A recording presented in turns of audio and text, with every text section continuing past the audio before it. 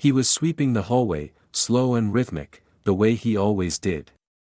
Not out of laziness, just control. Every movement with purpose. The other janitors rushed their shifts, but George Clark moved like a man who wasn't in a hurry to prove anything. From inside room 204 came a sudden burst of laughter, sharp, academic, and hollow. The kind that doesn't laugh with you. George looked up just as Professor Matthews stepped out, coffee in one hand, condescension in the other. "Morning, George," he said, voice dripping with false politeness. "Enjoying the formulas today?" George just nodded, eyes drifting toward the chalkboard behind him, a tangled forest of symbols and Greek letters. Something about it made his fingers itch. Matthews followed his gaze, then smirked. "Think you understand any of that?" George turned back to his broom. "I've seen worse puzzles." "Is that so?" Matthews stepped aside, holding the door open like a game show host revealing a prize. "Come in, then. I have a little something for you." George hesitated, then walked in. The students had gone. The room smelled of chalk and stale ambition. Matthews picked up a piece of chalk and scribbled furiously on the board. Lines twisted into partial derivatives, nonlinear functions, and a subtle integral trap that had stumped his brightest students for weeks. "There," he said. "A classic. Elegant. Impossible for most. Give it a try." George stared at it. Not like a student. Like a hunter sizing up a mountain. "I'll take a look," he said. Matthews chuckled and left without another word. But the next morning, before the sun had risen, the board was filled edge to edge. Every step laid out, meticulous, with the kind of clarity that made the impossible look obvious. By noon, the halls of Westbridge Academy were buzzing. It started with one student, a sophomore math major named Elise, who arrived early for her study session. She unlocked room 204, expecting the usual white noise of academic struggle. What she found instead made her drop her coffee. She snapped a picture of the chalkboard. Within 15 minutes, the image had bounced across half the campus group chats under captions like, "Who the hell is George Clark? This janitor just solved the unsolvable." Matthews got cooked, flushed face. The whispers grew louder, morphing into a roar. Professor Matthews arrived at 12:17 p.m. sharp, as he always did. He had no clue his morning trap had become campus legend. He walked in, took a sip of lukewarm espresso from his chipped "Genius at Work" mug, and stopped dead in his tracks. He stared at the board. Not just the solution, but the elegance of it. The clarity, the flow. He recognized the method. A very old-school approach, used by only a handful of mathematical minds in the late 20th century. And one of them had been George Clark. His throat tightened. No. Can't be. He erased the board with more force than necessary, eyes twitching. George, meanwhile, was back in the janitor's closet, methodically organizing supplies. The mop bucket was clean, the bleach was stocked, and his thoughts, they were loud. It had felt good. Solving that problem. Dangerously good. He hadn't touched serious math in over 30 years. Not since the day he walked out of MIT with a mind full of brilliance and a heart full of heartbreak. He heard the door creak. Someone was watching. "Mr. Clark," said a voice. It was Elise, the student who found the board. "I just wanted to say, that was incredible. That proof. I stayed up all night trying to follow it. I still don't get the twist in the third step, but, wow." George looked at her, surprised. She wasn't mocking him. She was genuinely amazed. "Thanks," he said. "It's an old trick. I used to teach that one." "You taught?" George smiled faintly. "Another life." Later that evening, Matthews sat alone in his office, scrolling through academic databases. His fingers hovered over George's name in a dusty digital archive. George Edward Clark. Ph.D. in Mathematics, MIT, 1981. Dissertation, Chaos Patterns in Nonlinear Differential Systems. Faculty tenure, Stanford University, 1984 to 1991. Resigned, 1991. No further records. No scandal. No obituary. Just, gone. Matthews leaned back in his chair, face pale. He had no idea that chalk dust floated in the sunlight like snowflakes. George stood in a lecture hall at MIT, younger then, sharp suit, sharper mind. He was the first black man to deliver a doctoral thesis in pure mathematics in that room. His advisor cried during the final proof. Applause. A standing ovation. Cameras. A handshake from the dean. He was supposed to be the future. Back then, George Clark was on the cover of American Mathematician Quarterly with the headline, "The New Einstein." He hated it. But he smiled anyway. The real spark, though, wasn't the fame. It was the work. The feeling of chasing a problem so deep it nearly swallowed you. The beauty of patterns emerging from chaos. The hum of something eternal under the surface of numbers. He got offers from everywhere, Caltech, Princeton, even a private invitation from the Department of Defense. But he chose Stanford. He chose it because of her. Lena, back in the present, George sat in his small one-bedroom apartment on the edge of town, surrounded by silence and old textbooks. He ran his fingers over the worn cover of Mathematical Structures in Chaos Theory. His name was on it, just below the title. Faded, like a scar. He hadn't opened it in years. Not since she died. Lena had been a poet, full of fire and questions. She'd challenged him, softened him.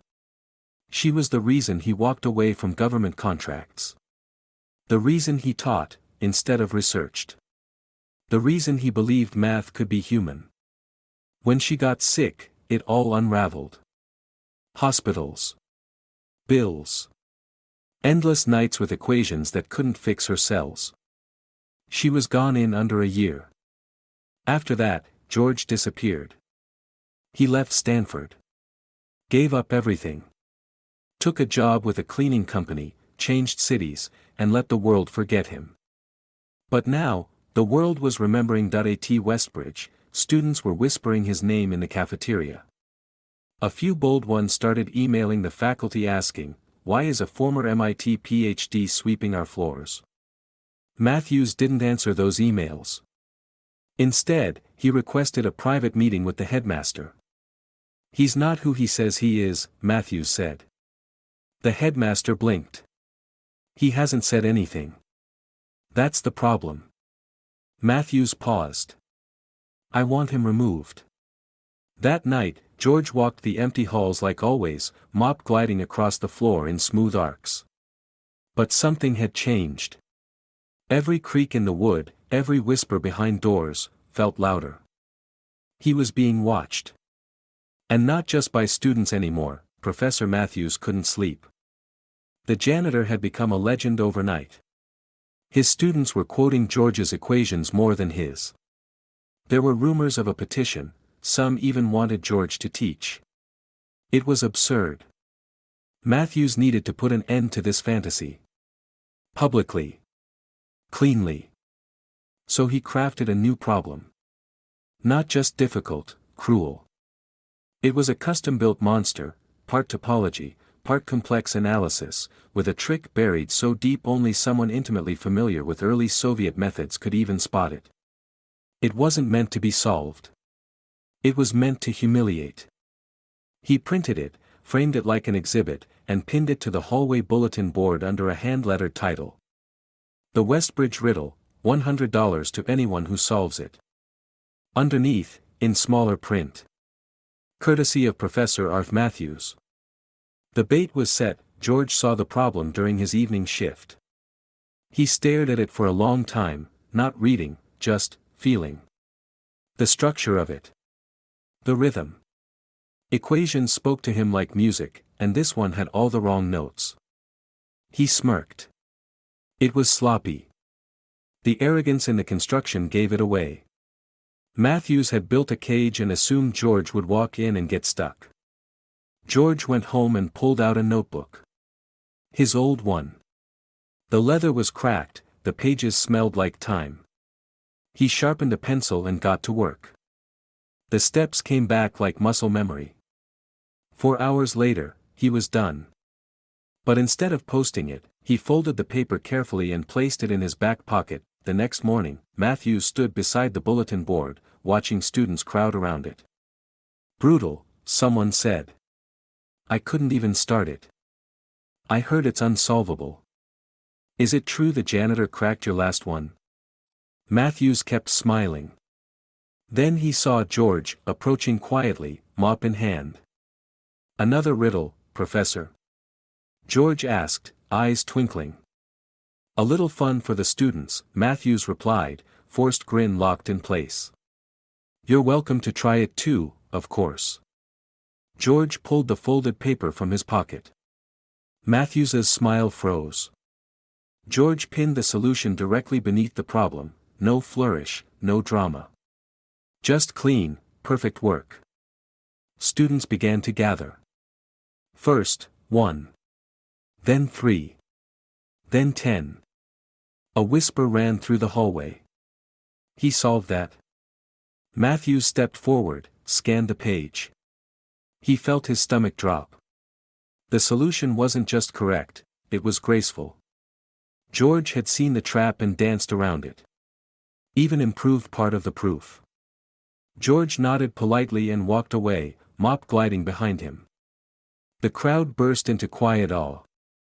Matthews was left alone, staring at a problem that had just backfired in front of half the department. That night, George sat on a bench outside the school, watching the stars.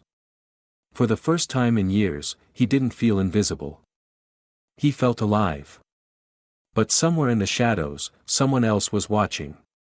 Not Matthews. Not a student. Someone in a suit, holding a folder labeled Clark, George E. The next morning, George arrived early. Earlier than usual. He felt it in the air, that electric stillness before a storm. Whispers trailed him now, not just in the hallways, but from behind office doors. Some students nodded with shy respect. Others just stared, like they were trying to solve him. He didn't mind. For now. Inside the faculty lounge, Matthews was fuming. Someone needs to talk to him, he hissed at the department chair. We can't have a custodian showing up the staff like this. It's undermining the entire structure of authority. The chair sighed. What do you want us to do, fire him for being smarter than you? Matthews's eyes narrowed. Meanwhile, a quiet black SUV pulled up across the street from Westbridge. A tall man in a government-issued suit stepped out, holding the folder with George's name. Agent Marcus Hale. NSA. Internal Projects Division. He'd spent 15 years tracking ghosts, geniuses who vanished off the academic grid after working with classified tech. Most of them burned out. A few disappeared on purpose. And George Clark? He was a cold case. Until now. The folder said Clark resigned after a dispute involving a DARPA-funded project on predictive modeling. Rumors of ethical objections. Unconfirmed reports that he destroyed key research on his way out. No charges were filed. He simply walked away. Until he popped up in a high school, solving math problems for sport. Hale stepped through the school gates with the kind of calm that said, I'm not here for conversation. George felt it before he saw it. A shift in pressure. Like gravity leaning just slightly harder on him. Mr. Clark, came a voice. He turned. There he was, clean-shaven, government badge clipped to his coat. Can we talk? They sat in the empty cafeteria. Afternoon light cut across the linoleum in stripes. George leaned back, arms folded. Calm. But his eyes were sharp now. Awake. You're a hard man to find, Hale said. I wasn't hiding, George replied. Just, quiet. You walked out on one of the most advanced AI modeling projects in American history. I walked out because they wanted to use math to predict wars. Not prevent them. Hale tilted his head. You know that work is still active. I figured. They're using your equations. Your exact methods. But they never worked quite the same after you left. George smiled, dry and tired. They weren't designed to work without context. That was the point. Hale paused, then slid a document across the table. You're being watched again, George. You've drawn attention. And not just from people like me. There are others who'd love to know what else is still in your head. George didn't touch the file. He didn't need to. I'm not that man anymore, he said quietly. That part of me died with her. Hale nodded slowly. Then maybe it's time to come back to life. He stood, adjusted his coat, and left without another word. That night, George walked the halls again. But the silence felt different. Not peaceful, pregnant. Like the school was holding its breath, waiting to see who he really was. In room 204, the chalkboard sat empty. George picked up a piece of chalk. For the first time in decades, he didn't write a solution. He wrote a question. What if the smartest person in the room wasn't allowed to speak? He left it there, then walked out into the night. Not realizing that behind him, Matthews had seen everything. And he was done playing fair. Matthews had always played the long game. He knew how to smile in board meetings and twist the knife in private. He didn't need brute force, just leverage. And now, he had it. He'd seen the badge. The man in the suit. The classified folder. It all added up. George Clark wasn't just some forgotten prodigy, he was radioactive. So Matthews did what he did best, he weaponized information. First, he sent an anonymous tip to the headmaster, suggesting that George had lied on his employment forms. Failure to disclose prior government work, he wrote. Potential security risk. Might be dangerous. Then he emailed the school board. Then the parents' committee. He didn't sign anything. Just let the idea spread like mold. By morning, the damage had begun. George showed up as usual, early and focused. But something was off. The front desk wouldn't make eye contact. Security followed him with their eyes a little longer than normal. Then came the note, please report to the headmaster's office immediately. He wiped his hands on a rag, sighed, and made his way upstairs. The headmaster looked nervous, fingers steepled, legal pad full of phrases like, alleged affiliation, and, classified work history. George, he said gently. We've had, inquiries. People are concerned. George blinked. About my cleaning skills? You know that's not what this is about. No, George said. I do. Meanwhile, in the hallway, students gathered around room 204 again. The question George had written still lingered on the board. What if the smartest person in the room wasn't allowed to speak? Someone had added underneath, in bright red chalk. Then the room is already failing. It wasn't signed, but everyone knew it was Elise. She'd been rallying students all morning.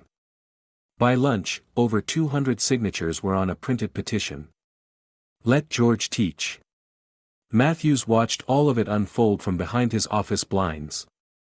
He didn't understand it.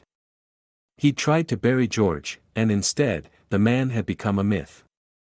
Worse, a symbol. Back in the headmaster's office, George stood, calm as always. Do you want me gone? He asked plainly. The headmaster hesitated. I want to protect this school. And right now, you're a story we can't control. George nodded. I never wanted to be a story, he said. I just wanted peace. He turned to leave. But as he reached for the door, the headmaster spoke again. There's a town hall meeting Friday night. The board wants to hear from you. From both sides. George stopped. "This is your chance to speak," the headmaster added. "If you want it." George didn't answer right away. But his hand slowly curled into a fist, not in anger, but in decision. He turned back, eyes sharp. "I'll be there." That night, Matthews poured himself a whiskey. He had one more move. And it wasn't just academic. It was personal. He opened his email. Typed in an address that wasn't supposed to exist anymore. Attached a file titled Clark_equation_x_DARPA 1990.pdf. And hit send. Across the country, in a cold government office lit by fluorescent light, a red alert silently blinked to life. George Clark REACTAVATD Friday night. The auditorium was packed. Students, faculty, parents, alumni, even a local news crew, tipped off by the growing online buzz. A janitor turned mathematician. That kind of story sold clicks like wildfire. Stage center, 2 chairs, 1 microphone. George sat on the left. Calm. No notes. Just a pressed shirt, old slacks, and hands folded in his lap. On the right, Professor Matthews, dressed to impress, smug coiled beneath his polite smile. The headmaster stepped forward first. "Tonight is not a trial," he said. "It's a conversation. But there are concerns that need addressing, both about Mr. Clark's history, and about his role at this institution." He looked at George. "Mr. Clark, would you like to begin?" George stood. He walked to the mic, no rush. No nerves. "Just wait. When I was 24, he began, I published a paper on nonlinear systems that got me into a room with the Pentagon. They wanted to use it to predict human behavior, riots, revolutions, wars." Murmurs. Matthews stiffened. "I told them it wasn't ready. That it shouldn't be used that way. So I left." He paused. "My wife got sick. I lost her. After that, math stopped being about prestige or discovery. I just wanted quiet. Something simple. So I mopped floors. It helped. Gave me time to breathe." His voice didn't crack. But the silence in the room felt like held breath. "I never expected anyone to notice again. I certainly didn't want a spotlight. But if there's anything I do want, it's for young people to know that brilliance doesn't belong to titles or paychecks. It can come from anywhere." He nodded and sat back down. The room stayed quiet. Until one student clapped. Then another. Then the whole room erupted. Matthews stood slowly, hands raised to quiet the crowd. "Touching," he said. "Truly. But let's be honest about something. This man may have once been brilliant, but he walked away from responsibility. He abandoned a field that needed him. And now he's here, influencing our students with half-truths and unresolved baggage." He turned to the audience, voice sharpening. "You all worship him like a hero, but what you forget is, he quit. He ran. And he's not a teacher. He's a janitor." The words hung in the air like acid. But then, from the back of the room, a voice called out.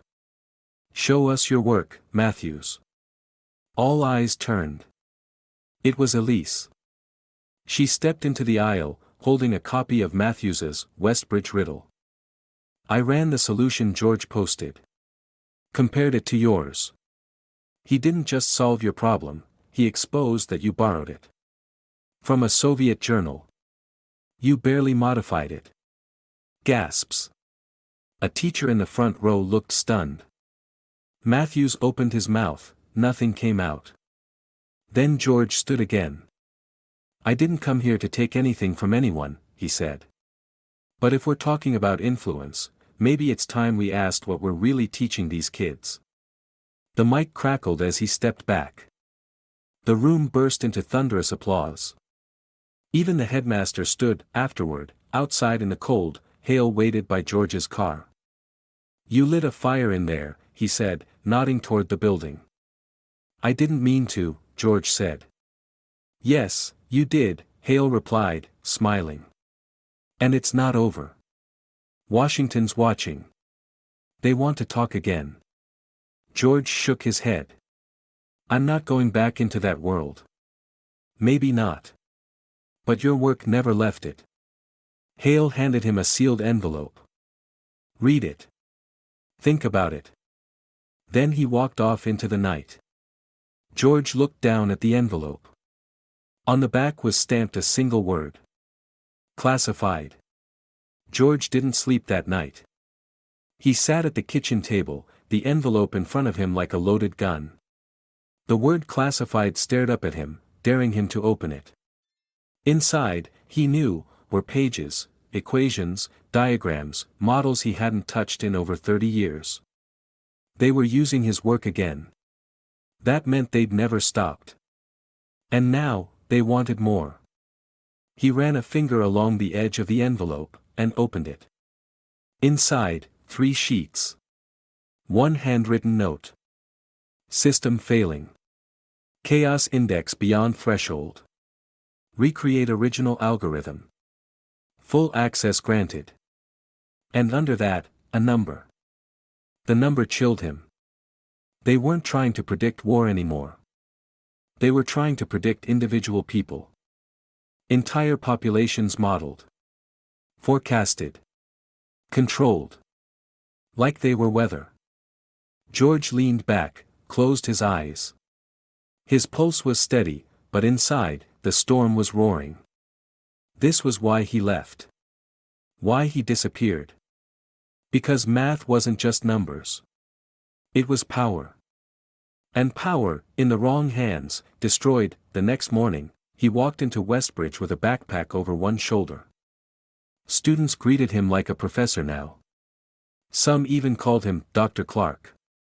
He smiled at each one, not to bask in it, but because it felt right.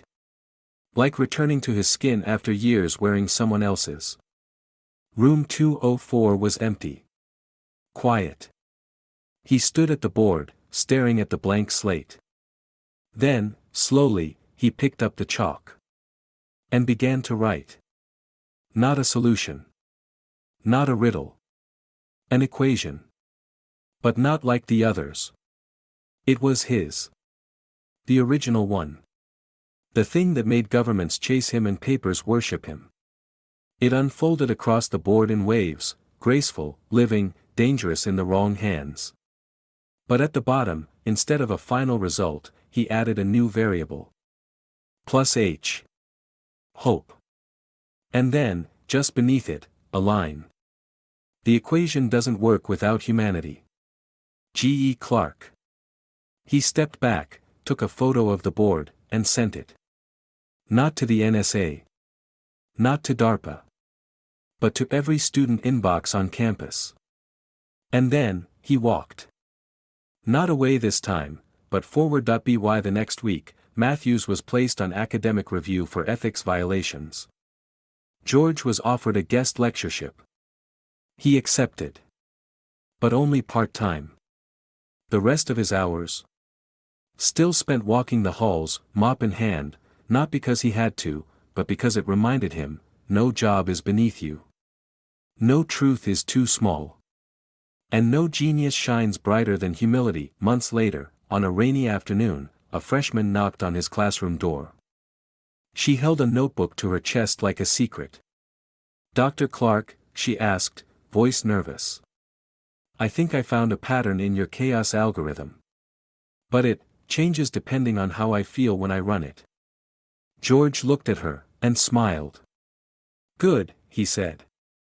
"That means it's working." He gestured for her to come in. "Let's talk about the math of emotion." And the door closed behind them. Not on an ending. But on a beginning.